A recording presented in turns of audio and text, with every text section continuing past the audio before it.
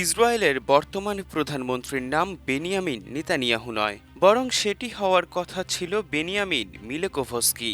বিস্ময়কর হলেও সত্য যে ইহুদি অনেক শীর্ষ নেতারই জন্মের সময়কার নামের সঙ্গে বর্তমান নামের পার্থক্য আছে।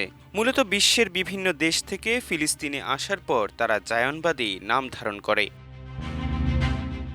নেতানিয়াহুর দাদার নাম নাথান মিলেকোভস্কি। জন্মসূত্রে এই রুশ ছিলেন ইহুদিবাদী রাজনীতিক, পুরোহিত বা রাব্বি। সে হিসেবে পোল্যান্ডে জন্ম নেয়া তার ছেলে ও নেতানিয়াহুর বাবার নাম ছিল বেনজিয়ন মিলেকোভস্কি, কিন্তু তিনি ফিলিস্তিনে স্থানান্তরিত হওয়ার পর উপাধি পাল্টে নাম ধারণ করেন বেনজিয়ন নেতানিয়াহু।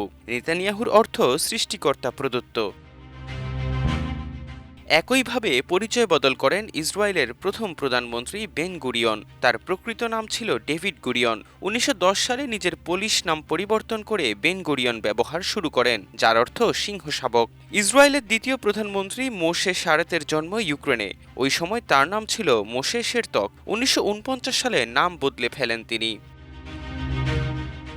ইসরায়েলের প্রথম ও একমাত্র নারী প্রধানমন্ত্রী গোল্ডা মাইর নিজের নাম পরিবর্তন করেছেন। ইউক্রেনে জন্ম নেওয়া এই রাজনীতিকের নাম ছিল গোল্ডি মাবোভিচ। বিয়ের পর বনে যান গোল্ডি মায়ারসন। ১৯৫৬ সালে পররাষ্ট্রমন্ত্রী হিসেবে নিয়োগ পাওয়ার পর আরেক দফা নিজের নাম পাল্টান তিনি। এরপর থেকেই গোল্ডা মাইর নামেই পরিচিত হতে থাকেন। আরেক সাবেক ইসরায়েলি প্রধানমন্ত্রী ইসহাক শামির। পোল্যান্ডে জন্ম নেয়া এই রাজনীতিকের নাম ছিল ইৎজাক ইয়াজিরিনেস্কি। হিব্রু ভাষায় নাম রাখা অন্য রাজনীতিকদের মধ্যে এহুদ বারাক অন্যতম। জন্মের পর তার নাম ছিল এহুদ ব্রগ। হিব্রুতে বারাক নামের অর্থ বজ্রের আলো।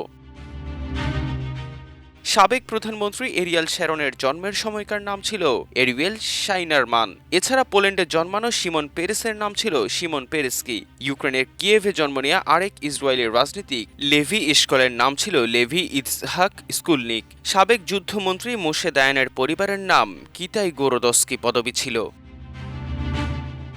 এটা কোনোভাবেই কাকতালীয় নয়, বরং এটি একটি পদ্ধতিগত নীতি। ইসরায়েল প্রতিষ্ঠার গোড়ার দিকে হিব্রু ভাষায় নাম পরিবর্তনের জোয়ার আসে।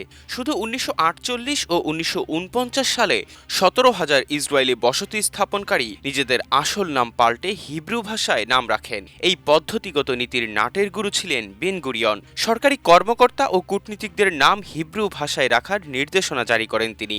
এমনকি এই নীতির অগ্রগতি পর্যালোচনার জন্য কমিটি ফর হিব্রু নেমস নামের একটি কমিটিও গঠন করা হয়।